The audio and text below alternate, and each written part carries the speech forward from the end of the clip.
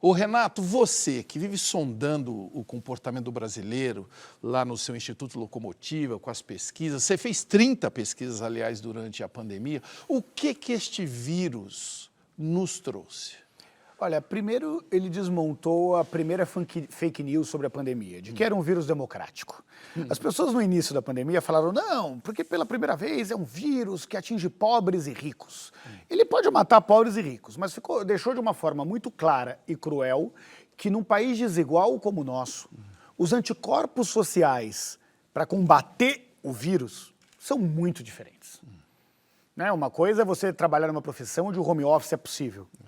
Outra coisa é você morar com 5 pessoas, dentro de 20 metros quadrados, dentro de uma favela, sem água encanada, sendo um trabalhador informal que tem que vender o almoço para comprar a janta. Então esse vírus claramente não é um vírus democrático. A segunda questão é que mudou um pouco o jogo sobre a polarização. Até a pandemia, você tinha uma polarização entre o que seria a esquerda versus o que seria a direita. A polarização mudou. Virou uma polarização entre quem defende a vida e quem defende o vírus. Então a gente trocou uma polarização de esquerda versus direita por uma polarização de civilização versus a barbárie.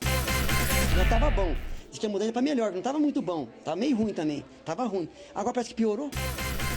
Vamos falar de um fato positivo que foi pouco divulgado na mídia. Havia uma previsão que as periferias seriam devastadas quando chegasse o Covid lá. Isso não aconteceu da forma como foi previsto. Por que a favela soube se organizar melhor do que a cidade civilizada? A convulsão social não aconteceu, primeiro porque existia uma organização feita nesse território das favelas. Que organização é essa? A organização das entidades, das ONGs e das entidades do terceiro setor, organizações que já existiam na favela, com uma sensibilização gigantesca do empresariado.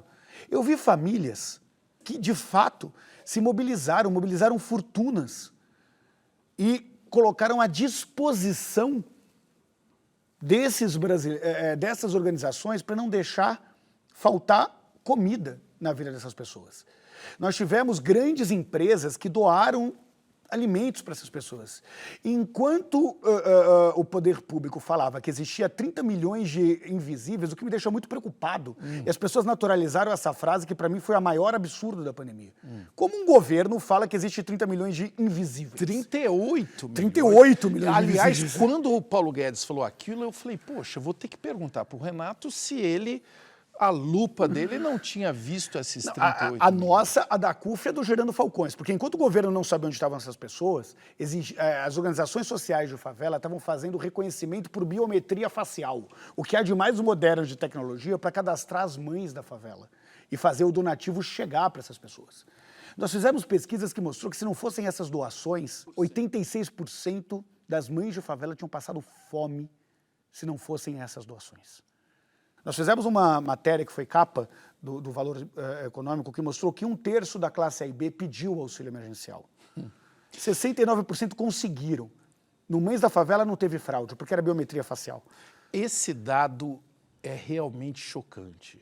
1/3 de classes A e B pediram o auxílio. Para quê? Para pagar o churrasco. E diziam isso. Falavam que era o churras voucher do Bolsonaro. A gente cansou de mapear isso. Inclusive, a ideia de fazer essa pesquisa teve a ver com uma constatação que começava a existir nas redes sociais, de pessoas de muita renda que conseguiam burlar o sistema do cadastramento. E a impressão que a gente tinha ao conversar com essas pessoas é que eles não achavam, Marcelo, que aquilo era errado. É meio a versão do século XXI da Lei de Gerson. Né? Então, eu sempre paguei tanto imposto, sempre paguei o jeitinho, então dane-se que a pessoa que está passando fome precisa disso. Eu quero a minha boquinha.